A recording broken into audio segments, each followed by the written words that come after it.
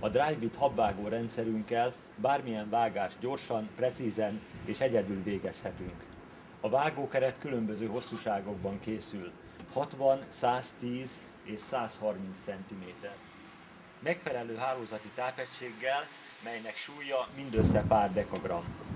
A vágóasztal is különböző szélességekben készül, 50, 60, 100 és 120 cm. Alapfunkciója a mérés, jelölés nélküli vágás derékszögben.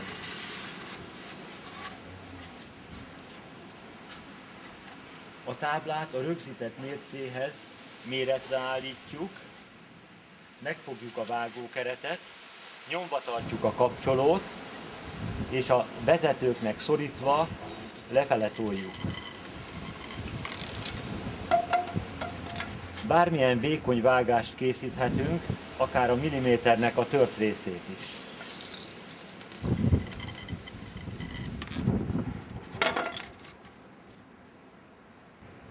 A merőleges vezetők elfordításával tetszőleges szögben vághatunk.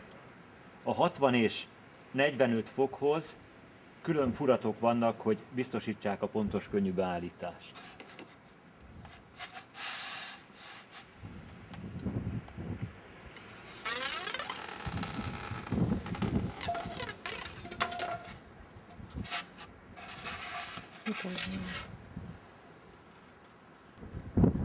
A táblákat szeletelhetjük is a kívánt vastagságra. A megfelelő rovátkolásba helyezzük a vágószálat.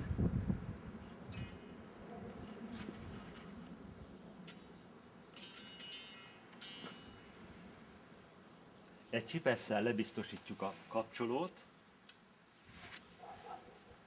és már tolhatjuk is az anyagot.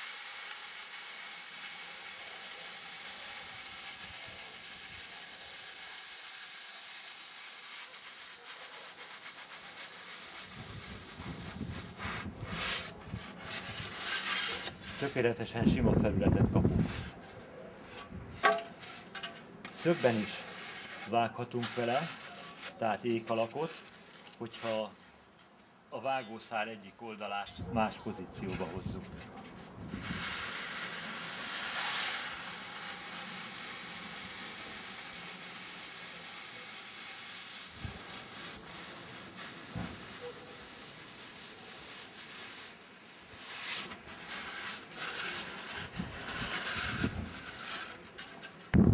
Álláson történő darabolásnál vagy tetszőleges szög vágásához használhatjuk a talpas vezetőket.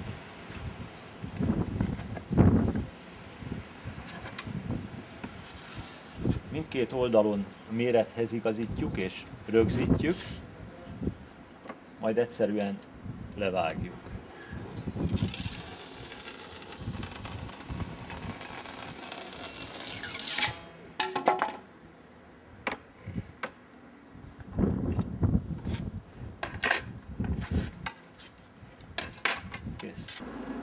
A szarufa helyének a kivágását is könnyen megoldhatjuk ezzel a célszerszámmal.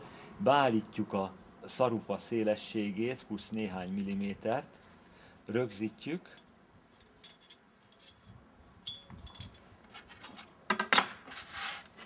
majd a szarufának a függőlegesen mért magasságának megfelelően állítjuk a függőleges mércét a táblához. Rögzítjük,